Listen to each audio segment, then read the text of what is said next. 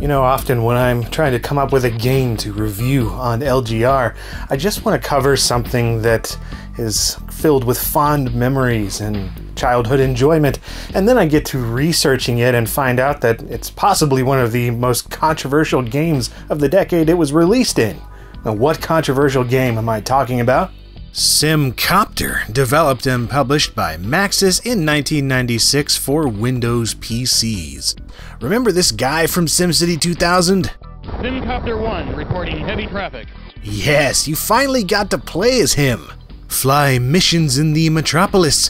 Oh, this was just about the coolest thing ever when I saw it back then, being both a massive SimCity 2000 fan and lover of helicopter games ever since EA's LHX. The box's selection of screenshots made it look really graphically stunning too, and seeing as this was Maxis' first fully 3D game, it just got me all the more excited. However, I ended up getting Streets of SimCity instead, as I only had the money for one of them, and cars trumped helicopters. That game used the same 3D engine and SC2K integration, but lacked the touch of Will Wright, creator of SimCity and head of the SimCopter project. In fact, this was one of the 3 games he was working on at the time, one being a game about simulating the Hindenburg airship that never came to fruition, and the other being Dollhouse, which would eventually turn into The Sims. Although it's SimCopter that has the honor of being the first game to include Simlish, the fictional language spoken by Sims in Maxis games ever since. Now, while SimCopter was a forerunner in Maxis and was all kinds of unique, it was also an unfortunate victim of corporate pressure. This is a game from Maxis' first dark age, the period from 1995 to 1997 or so that led to them bleeding cash and releasing a string of lackluster stuff, resulting in the Electronic Arts buyout. After the immense success of SimCity and SimCity 2000, Maxis expanded greatly in 1994. In an effort to continue their sales numbers, the people in charge demanded no less than 4 games be made for 1996. Resources were already spread thin trying to get so many games made, but then with a launch window set in stone, Mr. Wright and his team never got the chance to make the game they really wanted to. And sadly, those cut corners showed. But enough with the life lessons. Inside the box, you get the game on a single CD-ROM, the usual assortment of catalogs, registration cards, and Maxis paperwork, and a substantial monochrome manual. Definitely keep this on hand because the actual game is shockingly low on instruction or helpful tips, and there are a ton of commands you'll need to know in order to not suck.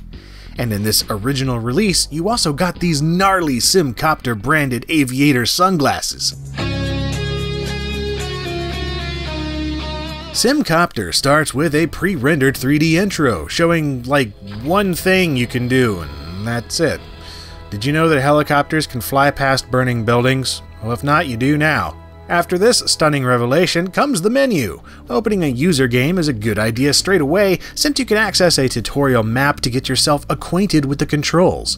Oh, and you can change the options here, which is good because by default, the game looks even more like Dookie than it needs to. Starting a career is where most of the content lies, although you can also choose to play any SimCity 2000 city file and cause mayhem without incurring any penalties. There are 8 levels of difficulty to unlock, with multiple cities in each level, so just pick one and hope you make it through the loading screen without crashing the game. If you're successful, then congratulations! Have a janky walking animation. In SimCopter, you play this weird nameless pilot dude, and you're in charge of taking care of the city's antics aerially. Waltz on into your hangar, and from here you can see your career progress thus far, as well as enjoy some excellent music from Jerry Martin, which happily reminds me of his later SimCity 3000 soundtrack.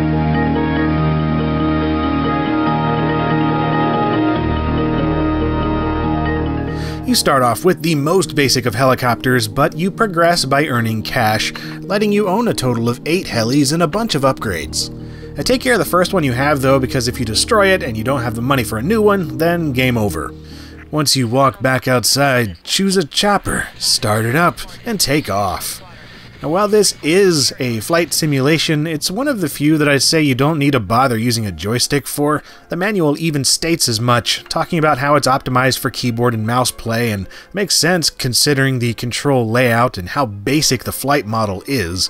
Either way, fly around until the game tells you something is going on. The way this works is that, depending on your current career level, you'll be given a number of randomized events to take care of, and then you'll earn experience points and money for completing them. To start with, it's all simple stuff like dispersing traffic jams, collecting and transporting sims, and performing medivacs. The way you accomplish these are by either using your megaphone or physically picking up sims and adding them as passengers to your helicopter and getting them to safety. The megaphone is a very useful tool, and can be used to either warn or command sims to do different things. You see that glowing circle beneath the chopper? That's the searchlight, and it's how you'll go about selecting sims to command via the megaphone, among other things. And picking up sims is easy enough, just drop your aircraft down on a flat surface nearby and they'll hop right on board. If they're too beat up to walk though, you can get out, pick them up, and awkwardly carry them inside yourself. And delightfully, you can also toss sims out the side while you're flying too, hehe. This actually leads to an interesting set of circumstances if you do it right. See, if you don't kill them, but instead only seriously injure them, this will result in a medevac call. Since the reward for completing these is greater than the penalty for injuring sims, you can actually game the system by picking up random sims, tossing them overboard to their doom, then picking up their bloody mangled body for extra cash. How's that for capitalism? But it's not all bodily injuries and lawsuits waiting to happen. You can also attend to random events that aren't given to you as missions at all, like chasing down speeders and calling the cops on them for a small finder's fee. Before long, you'll have more complex missions coming your way, like chasing down armed criminals that are on the run from the police, attending to car and building fires, and dispersing riots using tear gas and loud words. And the more you outfit your copter in upgrades, the more difficult types of missions you can do, which of course result in higher payouts. Like being able to rescue sims that have shipwrecked at sea by lowering a harness down into the water that they can grab onto. Or even chasing down runaway trains with sims on top that are gonna die unless you can snatch them off the top of the train before it's too late. And if you look in the right spot, you can even find the Apache helicopter. That's right, a military chopper complete with missiles and machine guns that you can fire, letting you become the villain and destroy entire cities. Yeah, this completely defeats the sole purpose of the game, but who cares? It's entirely too much fun. And it also means that you can create tons of fires and injured sims that will need rescuing in your other choppers, which means you're effectively printing your own money by going on a murderous rampage. Oh, and if you keep it up, sometimes aliens will notice and be like, whoa, this dude's pretty crazy, maybe we can use him for our alien cause and stuff. Yeah, Simcopter may look serious, but every other minute you'll run into something lighthearted and absurd, and I love it for that. There's some pretty exciting stuff that goes on in this game for sure, but it's nothing compared to the infamous Easter egg. Remember that controversy that I mentioned? Well, check this out. When you meet a certain set of criteria, like completing a certain mission or playing the game on a specific date, any sims in the area will turn into these guys. A bunch of dudes wearing Speedos that start kissing each other loudly. Not only that, but you can jump out and start making out with them yourself. As you might expect for a game rated for kids, this was not supposed to be in here. Turns out there was a disgruntled employee at Maxis named Jacques Servin. Being in charge of creating the Sims in the game, and also being gay, he thought it would be amusing to include scantily clad men in the game alongside the existing scantily clad women he was told to create.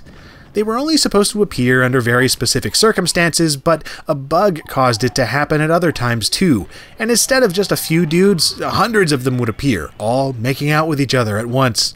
This was caught by Maxis, but not before the game had already shipped with the Easter egg intact.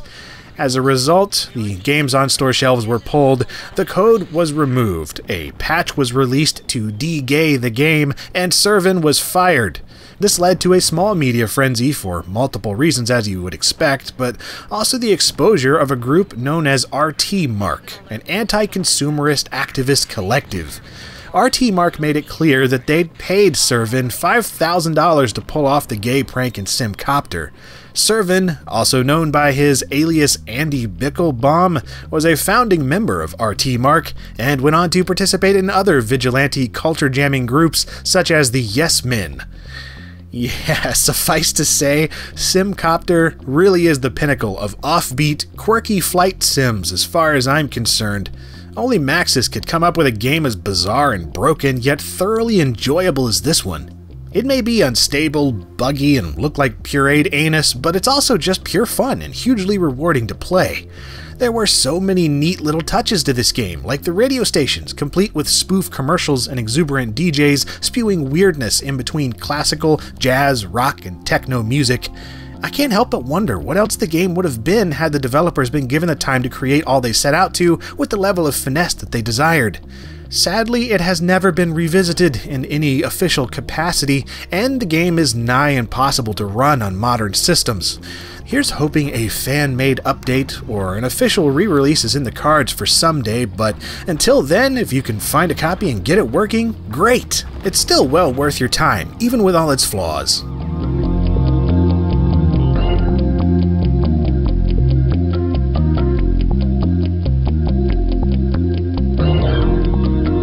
And if you enjoyed this video and would like to perhaps see some others that I have made, then I've got a couple linked to right here that you can click on and view, or you can just subscribe and be notified whenever there are new videos, which happen at least every Monday and Friday here on LGR. You can also follow and interact with me on Twitter and Facebook, and there's the Patreon thing if you'd like to support the show even further.